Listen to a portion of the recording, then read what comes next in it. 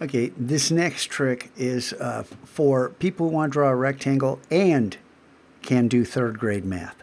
But before I get there, I discovered something. When I was playing around while the video rendered, I noticed clip group here. And I'm sure this has been here for years, but I got to be honest, I have never seen this edit contents button. But you click on that and hey, you can get at these things inside. But what you're doing is you're selecting the key object. See how this line is brighter than the other lines? See that? That's a key object. We'll get to that later with the Align panel. But if I want to edit, say, this color right here, the only way I can figure out how to do this is to hold down Shift and click to deselect that. Shift, click to deselect that. Shift, click, and now I can edit that.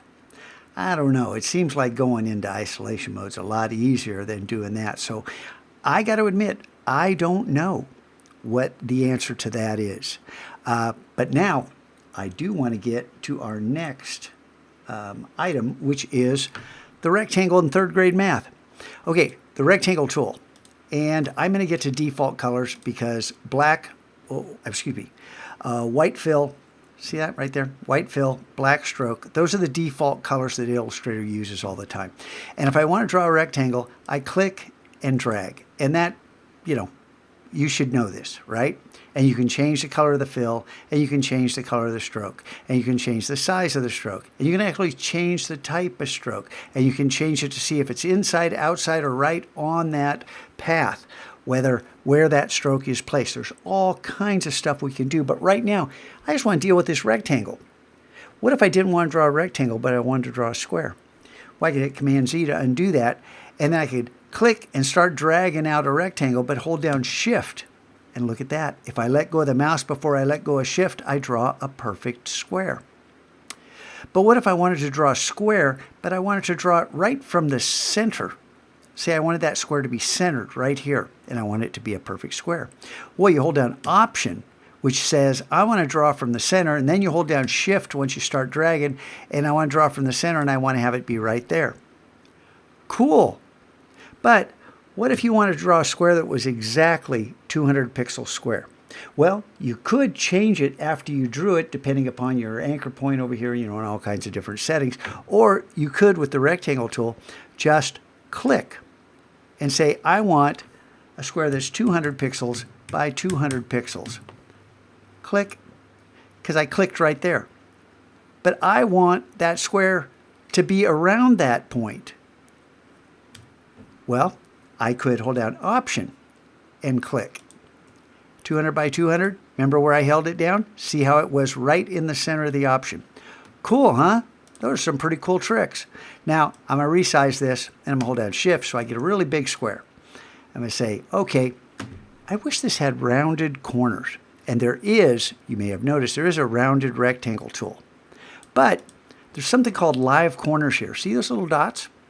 Now, I'm going to get the selection tool, the black arrow, come here and go, whoa, look at that. Look at that, rounded rectangle. You know what else? It's a circle. It's a circle. How can square become a circle? Well, that's all the way rounded edges. And if you come back in here, whoop, it's a square.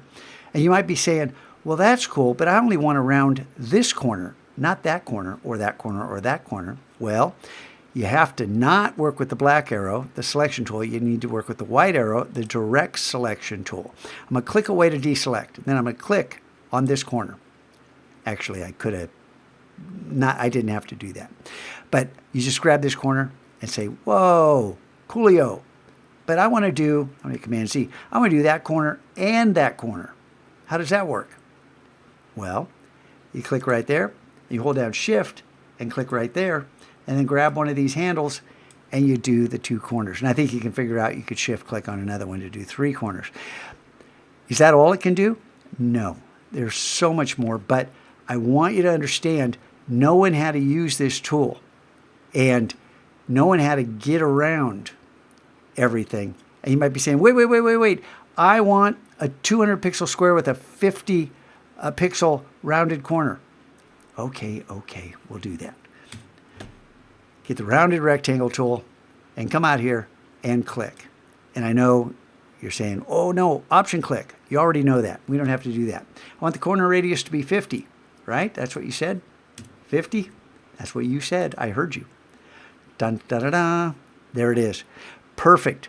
Do a little third grade math. Figure out how big things are and what your placement is. And a little preview tip. If you want to place these things exactly, this right here, see that point right there? That is the reference point. Where are you measuring from? Are you measuring from the upper left-hand corner, the center along the top? You see there's 9 different points. Easy. Do you want to measure from the center? Do you want to measure from a corner? I don't know about you. I read left to right, top down. I always go for that upper left-hand. Well, not always. There are reasons to do something different. But you know what they say. There's always another way to do something. Whoa, how do you do that? No way. What's going on? Maybe this is for another trick. What do you think? Huh? Okay, if you were paying attention to the shortcuts, you know how I did it.